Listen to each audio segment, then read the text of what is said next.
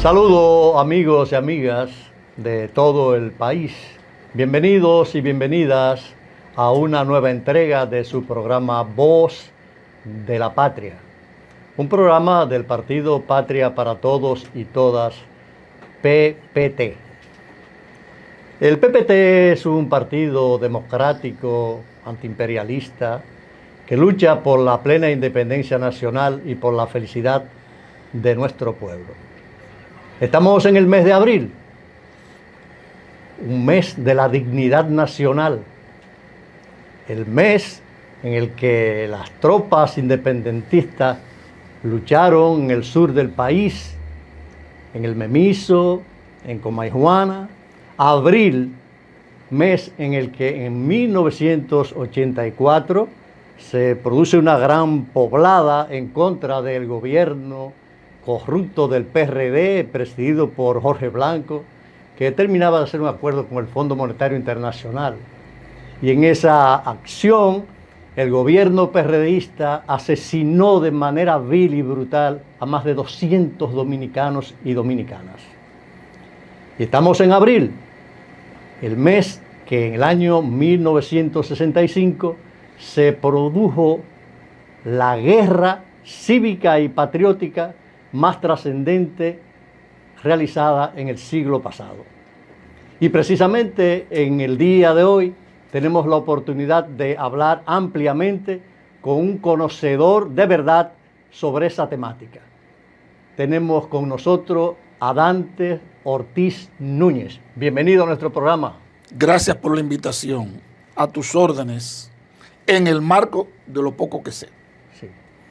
Vamos a ver si es poco o es mucho. Dante Ortiz Núñez, catedrático de la Universidad Autónoma de Santo Domingo en el área social, duró más de 47 años ejerciendo esa función. Es especialista en asuntos sociales, históricos, tiene maestría al respecto, ha publicado varios libros, tiene doctorado también sobre globalización y política internacional y ha escrito bastante sobre el tema de la Guerra de Abril. Así que vamos a disfrutar este diálogo, esta entrevista con el maestro Dante Ortiz. La primera pregunta que queremos nosotros formularle: ¿qué fue lo que sucedió en la República Dominicana el día 24 de abril de 1965? Pertinente pregunta. ¿Qué pasó el 24 de abril de 1965? Y lo que pasó es que un grupo de militares jóvenes, constitucionalistas, defensores de la constitucionalidad, dio un contragolpe para reponer al profesor Bosch a la Constitución del 65, a la Constitución del 63 y a las autoridades que acompañaron a Bosch en el efímero gobierno de 7 meses, de nuevo el poder, y deponer a los usurpadores que resultaron los gobernantes del 63 al 65. Las masas, obedeciendo a un llamado del doctor José Francisco Peña Gómez, se lanzan a la calle a partir de las 2:30 y a lo largo del día, y esto va a continuar el día 25, el día 26, el día 27 y el día 27, 4 días que estremecieron al mundo. Al otro día, las tropas norteamericanas intervienen por tercera vez en el país y aplastan en términos militares la guerra, pero no el simbolismo y el valor simbólico de esa guerra de abril del 65. Esos son los acontecimientos del día, de lo que pasó, pero desde luego hunde sus raíces en la historia nacional, en las contradicciones entre el pueblo dominicano y el imperialismo norteamericano, entre el pueblo y la oligarquía nacional, y entre distintos sectores dispersos en la sociedad que desde el golpe de Estado, o mejor dicho, desde las elecciones de 1962, se agruparon de manera espontánea para votar por el Partido Revolucionario Dominicano, por impedir que en 3 meses se diera un golpe de Estado y luego por mantener en el gobierno a Bosch. Tales son los acontecimientos. Maestro, ¿cuáles clases sociales, cuáles grupos sociales, cuáles entidades de la vida nacional complotaron para echar abajo al gobierno del profesor Juan Bosch? Para responder a tu pregunta, es crucial decir que en la campaña electoral el profesor Bosch visitó el ensanche Osama, y en el ensanche Osama conoció a un joven militar llamado Fernández Domínguez, Rafael Tomás Fernández Domínguez, quien le dijo: he venido a conocerlo para saber si usted es un hombre serio u otro charlatán de estos políticos que cursan. Y a partir de ahí se trabó entre ambos una amistad, una relación política, a donde Fernández Domínguez le dice: quiero que me autorice a agrupar a un conjunto de militares jóvenes para proteger su candidatura. Y a partir de ese momento, este joven, que había nacido en el seno de la incipiente burguesía dominicana, se dedica a trabajar para impedir que los que ya estaban complotando no llevaran a cabo su objetivo de que el profesor Bosch ganara el 20 de diciembre en las primeras elecciones libres, luego del ajusticiamiento de Trujillo. Luego que gana, el complot es impedir que tome el poder el 27 de febrero.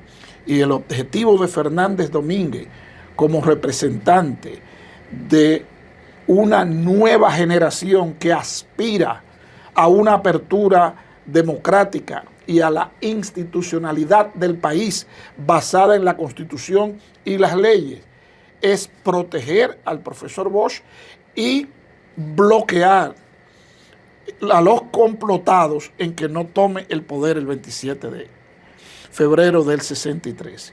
Y luego de juramentado, el Fernández Domínguez se plantea la protección del presidente constitucional a los fines de que los oligarcas que vienen acompañando a Trujillo y el sector militar que no soportaba la idea de que el hombre que tuvo 27 años en el exilio gobernara este país porque supuestamente iba a repetir lo que se estaba haciendo en Cuba, y en vista de que en los Estados Unidos se había proclamado que no iban a tolerar otra Cuba en el hemisferio americano, a partir de ese momento comienza cualitativamente un giro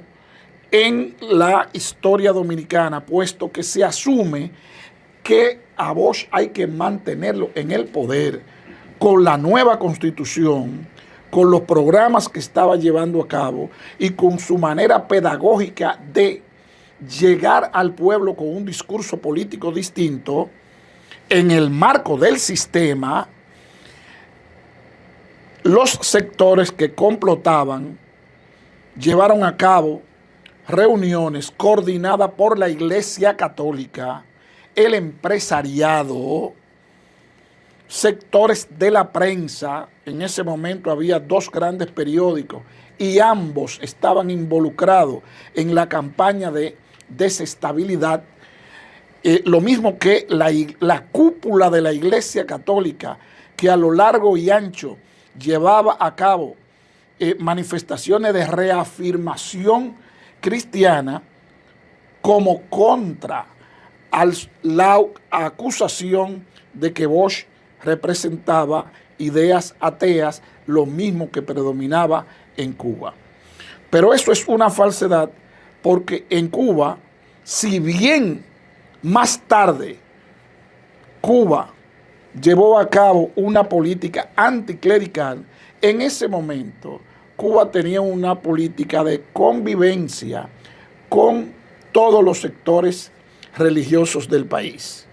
De manera que bajo esa falacia, la Iglesia y la campaña de reafirmación cristiana creó las condiciones subjetivas para propiciar el golpe de Estado. Y quisiera enfatizar que esas campañas la dirigía la cúpula de la Iglesia Católica, de la cual la prensa televisada y la prensa escrita, Listín Diario y El Caribe, se hacían eco, que detrás de ello había un conjunto de militares de alta graduación y la embajada norteamericana estaba detrás como asesores y futuros beneficiarios.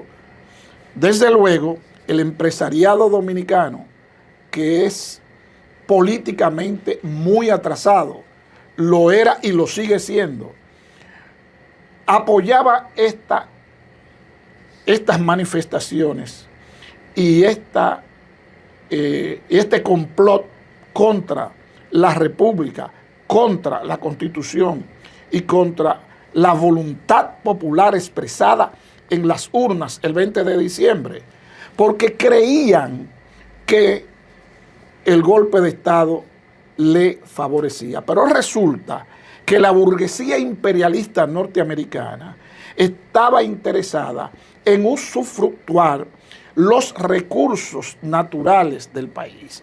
Además de que Bosch había enfrentado el interés de la explotación de minas de oro por parte de empresas norteamericanas y canadienses y el interés de ampliación de la Shell en República Dominicana. De manera que ahí está clarísimo para los entendidos en la materia de que la pugna social y económica era entre el pueblo dominicano y el imperialismo norteamericano y los sectores de la burguesía dependiente en términos tecnológicos, dependiente en términos culturales, dependiente en términos de asesoría y préstamo, y que jamás han tenido un perfil nacional de defender un mercado nacional, y por tanto la burguesía dominicana nunca ha tenido el carácter de definir un proyecto nacional. Por tanto, aquí una de las grandes enseñanzas de ese momento histórico es que para asumir la verdadera soberanía nacional, apropiarse el pueblo de sus recursos y potenciar el desarrollo nacional, eso pasa necesariamente por la derrota del dominio imperialista en República Dominicana y de sus aliados fundamentales, la oligarquía, que a veces le llamamos la burguesía por lo minúsculo que eran. Maestro, cuando se habla de oligarquía, de la burguesía, son términos como muy genéricos. Usted podía señalar las familias dominicanas poderosas, oligárquicas, multimillonarias, que trabajaron activamente para darle el golpe de Estado a Juan Bosch. Aquí había una empresa llamada Hilari Mayor, que propició en el año 61 una huelga de un mes y pagaba a los huelguistas. Esa empresa básicamente comprometió a los sectores importadores y a los exportadores dominicanos para que contribuyeran a la campaña de agitación, primero contra el Consejo de Estado y más tarde contra el gobierno de Bosch. Luego, en 1963, se reunió al conjunto de los empresarios dominicanos, como les gusta que le llamen empresarios, y no burgueses ni oligarcas, porque consideran esos términos sociológicos como despectivos. El empresariado se reunió en el Club Naval de Sanssouci con los Vicini a la cabeza, y allí es donde aprueban darle continuidad al proyecto del Pentágono a través de los asesores militares dirigido por el embajador Martin y por la Iglesia Católica, que coordinaba todas las acciones, apoyado, como dije, por la prensa, para producir el golpe de Estado y apropiarse de los aparatos del Estado a fin de ponerlo a su servicio para la acumulación de capitales, para mantener la rentabilidad de sus negocios, para aumentar la ganancia, la tasa media de ganancia de los empresarios. ¿Qué interés muy particular tuvo la cúpula de la Iglesia Católica para ser parte de los conspiradores contra el gobierno del profesor Juan Bosch? Razones ideológicas. En todas partes de América, a lo largo de la colonia, tuvimos curas, sacerdotes aislados que acompañaron a los esclavos, a los indios, a los mestizos y a los criollos en sus distintos momentos de lucha. Pero eran aislados porque la cúpula de la iglesia siempre ha sido parte de la superestructura política de la dominación, reproduciendo la ideología de la clase dominante y manteniendo a los pueblos en el oscurantismo a través de prédicas irreconciliables con la ciencia y los avances de la humanidad. La Iglesia Católica había hecho en la década de los años 50 un pacto con el Estado despótico de Trujillo llamado el Concordato. Y a partir de ahí pasó a jugar un papel, bueno, a oficializar un papel que venía desarrollando desde que quitaron al padre Castellano de la nunciatura, de apoyo incondicional de la cúpula eclesiástica a las obras de Trujillo, a través de la educación, a través de la catequesis, a través del control ideológico de las Fuerzas Armadas de un capellán. Entonces, los principales colegios de las clases dominantes tenían que rezar, tenían que estar imbuidos de la ideología más atrasada. Por eso hablamos del nacional catolicismo, igual como ocurría en España en esos momentos. La iglesia era un soporte ideológico del sistema. Y la iglesia estaba interesada, puesto que tras el triunfo revolucionario en el 59 en Cuba, fueron cientos los estudiantes de cura, hermanos de la Salle, que emigraron a República Dominicana, huyéndole, entre comillas, a la barbarie comunista. A pesar de que muchos que se quedaron en Cuba convivieron con la revolución, acompañaron el pueblo y son sacerdotes de otra estirpe ideológica. De la misma manera que se estaba desarrollando en toda América Latina el Congreso Vaticano II, que tenía una opción preferencial por los pobres, y en México, en Colombia y en otros países había sacerdotes, básicamente en Brasil, altamente comprometidos con una práctica libertaria contra la pobreza, contra la tenencia de la tierra, contra la explotación, contra el aislamiento, etc. Entonces, en ese contexto, en República Dominicana, imbuido de las ideas más atrasadas, la iglesia se pone al servicio de los que complotaban contra el interés del pueblo dominicano. Ya vimos, maestro, lo que pasó el día 24 de abril, cuando se inicia la guerra de ese año. Vimos las causas que generaron ese acontecimiento. Pero nosotros quisiéramos que usted nos precisara qué sucedió política y militarmente en República Dominicana del 24 al 27 de abril de ese año, en esos 3 días.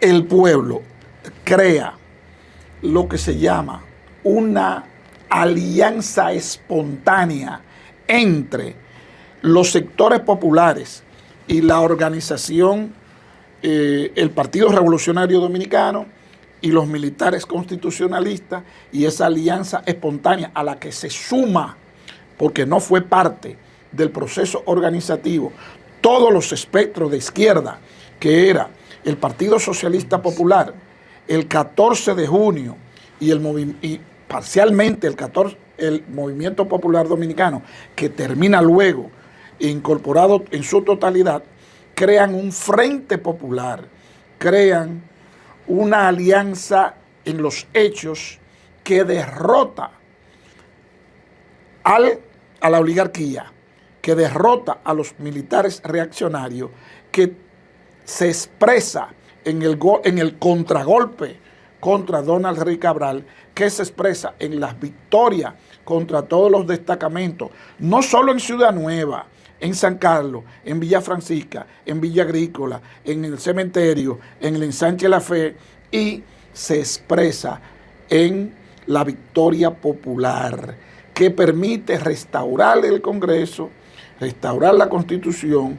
Pero Bosch, que estaba en el exilio en Puerto Rico, no es verdad que los yanquis le iban a tolerar venir a encabezar ese movimiento. Por tanto, en esos 3 días se dio una unidad de acción que se expresó con una victoria político-militar en todos los sentidos. Eso va a cambiar el día 28 con la intervención norteamericana.